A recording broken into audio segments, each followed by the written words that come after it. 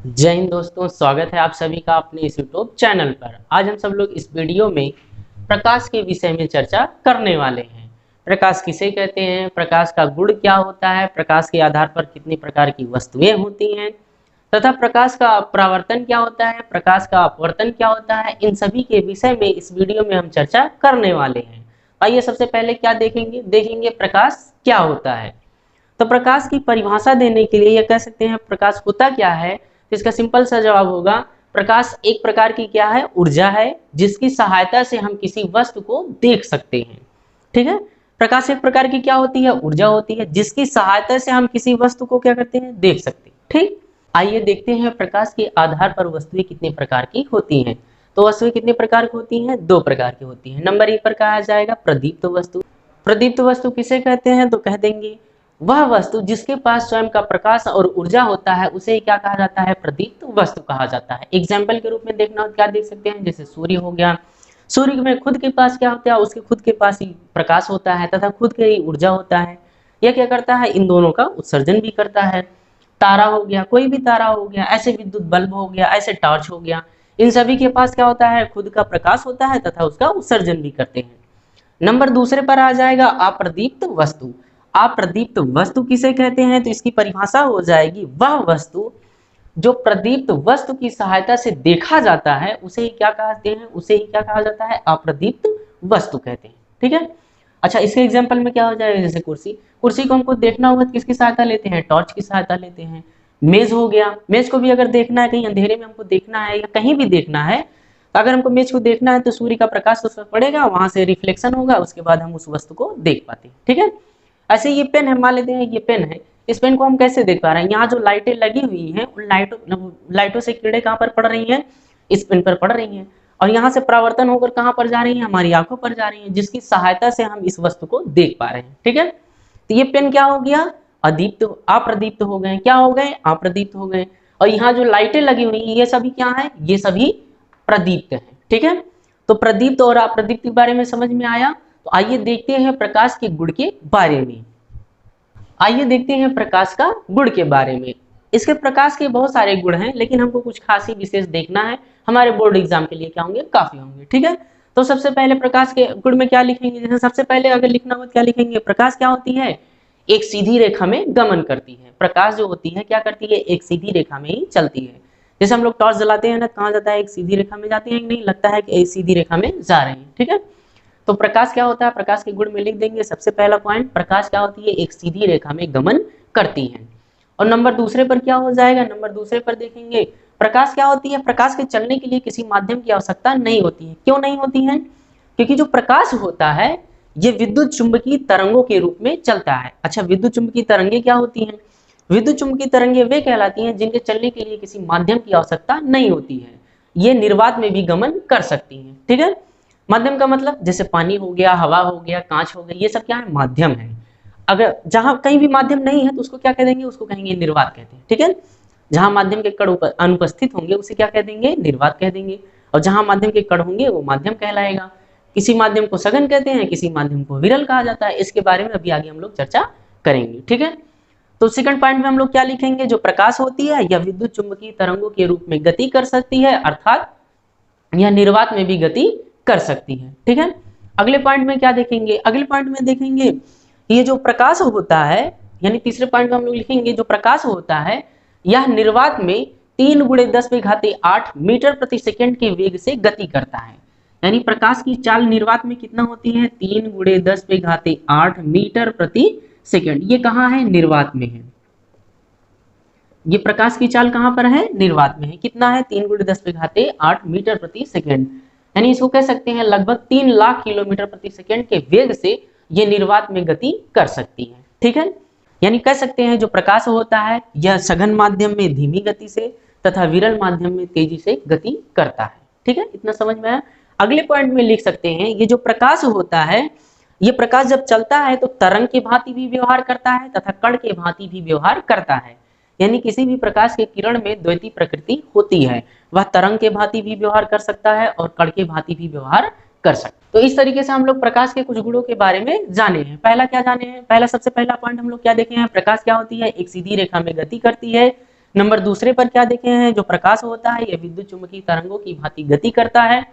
Number 3 पर क्या देखे हैं, नंबर 3 पर देखे हैं निर्वात में प्रकाश की चाल कितनी होती है, 3 × 10⁸ मीटर प्रति सेकेंड होती है, यानी लगभग कितना होता है, 3 लाख किलोमीटर प्रति सेकेंड होता है। चौथे पॉइंट पर क्या देखे हैं, तो चौथे पॉइंट पर हम लोग देखे हैं जो प्रकाश होती है सघन माध्यम में कैसे चलती है, धीमी गति से चलती है, विरल माध्यम में कैसे चलती है, तेजी से चलती है। ठीक है, अगले पॉइंट में, पांचवें पॉइंट में हम लोग क्या देखे हैं, ये जो प्रकाश होता है, प्रकाश की किरणें होती है, ये तरंग के भांति भी व्यवहार करते हैं और कैसे व्यवहार करते हैं, कण के भांति भी व्यवहार करते हैं। यानी कह सकते हैं जो प्रकाश की किरणें होती हैं ये द्वितीय प्रकृति को दर्शाती है। तो अगले पॉइंट में आइए देखते हैं प्रकाश का परावर्तन क्या होता है। तो प्रकाश के परावर्तन की परिभाषा लिख सकते हैं, कहेंगे जब प्रकाश की किरण किसी समतल दर्पण से टकराती है तो टकराकर उसी माध्यम में वापस लौट जाती है, इसी घटना को क्या कहते हैं, प्रकाश का परावर्तन कहते हैं। तो आइए चित्र के द्वारा यहाँ हम लोग समझते हैं। जैसे मान लेते हैं ये क्या है, कोई समतल दर्पण है, ये हो गया समतल दर्पण। मान लेते हैं कोई यहाँ पर दीप्त वस्तु है, ये क्या है, कोई दीप्त वस्तु है। अब दीप्त वस्तु से क्या चलती है, किरणें चलती हैं, प्रकाश की किरणें चलती हैं। यहाँ से कोई किरण आई, ऐसे आई है, ये दर्पण से टकराकर उसी माध्यम में क्या हो गई है, वापस लौट गई है। यानी ये किरण आई है और ये टकराकर वापस लौट गई है। ठीक है, जब दीप्त वस्तु से प्रकाश की किरणें चलती हैं तो किसी समतल दर्पण से टकराकर उसी माध्यम में वापस लौट जाती हैं, यह क्रिया ही क्या कहलाता है, प्रकाश का परावर्तन कहलाता है। अच्छा, ये दोनों जहां पर मिलते हैं दर्पण पर, यानी ये जो किरण, ये दोनों जहां पर मिले हैं, इस पॉइंट को क्या कहते हैं, इसी पॉइंट को कहा जाता है आपतन बिंदु।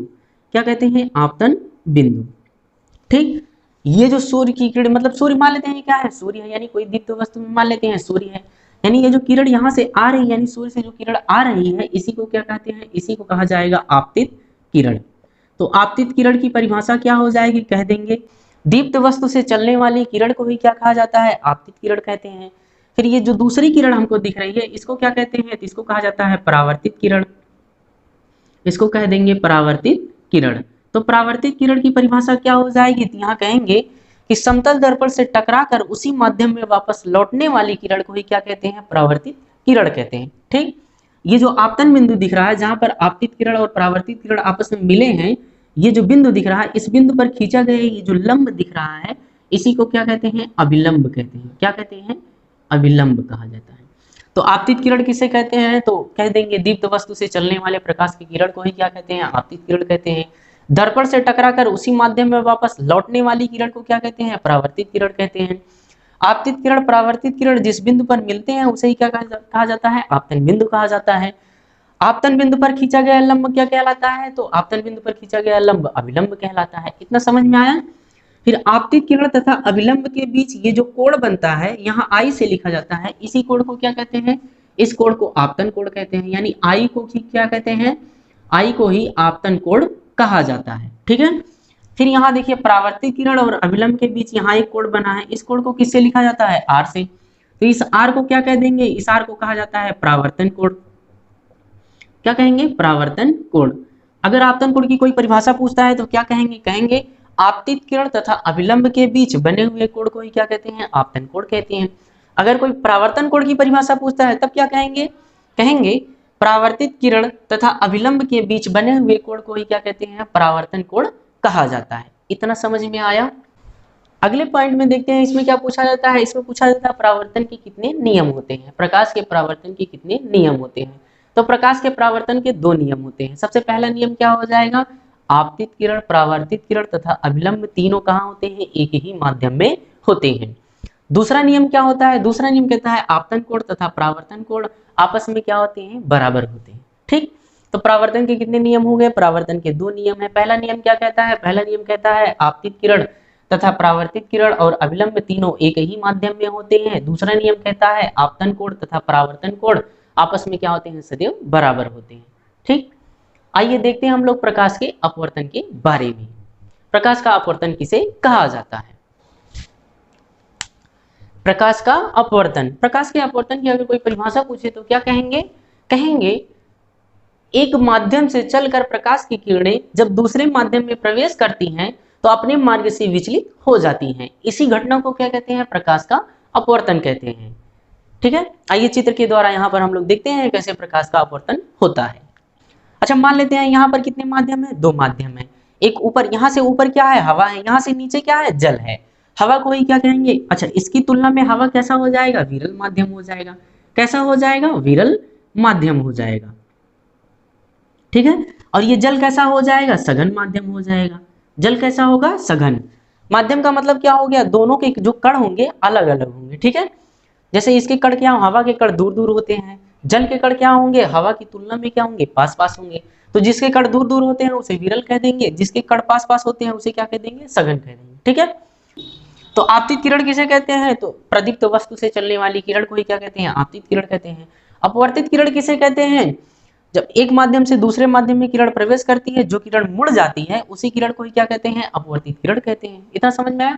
ये अविलंब क्या होता है, यहाँ हम लोग पढ़े हैं, आपतन बिंदु पर खींचा गया लंब ही अविलंब कहलाता है। तो प्रकाश का अपवर्तन क्या हो गया, जब प्रकाश की किरण एक माध्यम से चलकर दूसरे माध्यम में प्रवेश करती है तो क्या होता है, अपने मार्ग से विचलित हो जाती है। इसी घटना को क्या कहते हैं, प्रकाश का अपवर्तन कहते हैं। यहाँ पर हम लोग देख रहे हैं कि यहाँ से हवा से आई है, जैसे ही जल में प्रवेश की है, इसको जाना चाहिए सीधा, बट ये सीधा ना जाके क्या हो गई, हल्का सा मुड़ गई है, यानी अपने मार्ग से विचलित हो गई है, ठीक है। और इसी घटना को क्या कह देंगे, प्रकाश का अपवर्तन कह देंगे। इतना समझ में आया। अब यहाँ पर भी देखते हैं दो कोण बनते हैं। कौन कौन से कोण बनते हैं, जैसे ये आपतित किरण है, अविलंब है, तो इसके बीच जो कोण बनता है आई को ही क्या कहते हैं, आई को कह देंगे आपतन कोण, आई को कहेंगे आपतन कोण। अच्छा यहाँ ये क्या है, अपवर्तित किरण, ये क्या है, अविलंब है। इन दोनों के बीच में जो कोण बनेगा आर लिखा जाता है, आर को ही क्या कहते हैं, अपवर्तन कोण कह देंगे। क्या कह देंगे, अपवर्तन कोण कहेंगे, ठीक है। आपतन कोण किसे कहते हैं, आपतित किरण तथा अविलंब के बीच बने हुए कोण को आपतन कोण कहते हैं। अपवर्तन कोण किसे कहते हैं, तो अपवर्तित किरण तथा अविलंब के बीच बने हुए कोण को अपवर्तन कोण कहते हैं, ठीक। अच्छा प्रकाश के अपवर्तन के भी कितने नियम होते हैं, दो नियम होते हैं। जैसे अभी हम लोग प्रकाश के परावर्तन के नियम को पढ़ के आए, कितने नियम थे, दो नियम थे।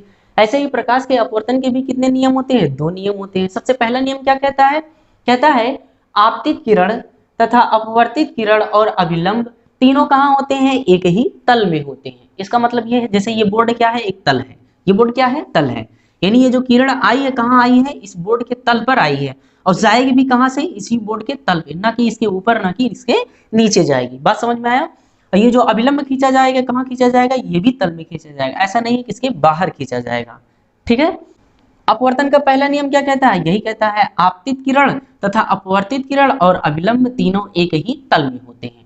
और दूसरा नियम क्या कहता है, दूसरा नियम कहता है ये जो आपतन कोण दिख रहा है, आपतन कोण का ज्या यानी लिखेंगे साइन आई, तथा अपवर्तन कोण का क्या लिखेंगे, ज्या, तथा यानी लिखेंगे साइन आर। इनका जो अनुपात होता है ये क्या होता है, एक नियतांक होता है। ये सदैव क्या होता है, एक नियतांक होता है। अच्छा इसी नियम को ही क्या कहते हैं, ये नियम बताने वाले कौन थे, इस नियम को बताने वाले का नाम था स्नेल था।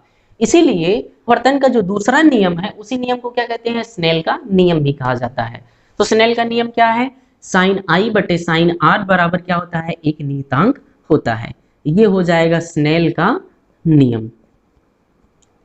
आगे चल के यही जो नियतांक हमको दिख रहा है, इसी नियतांक को अपवर्तनांक के नाम से जाना जाता है। यानी हम लोग लिख सकते हैं अपवर्तनांक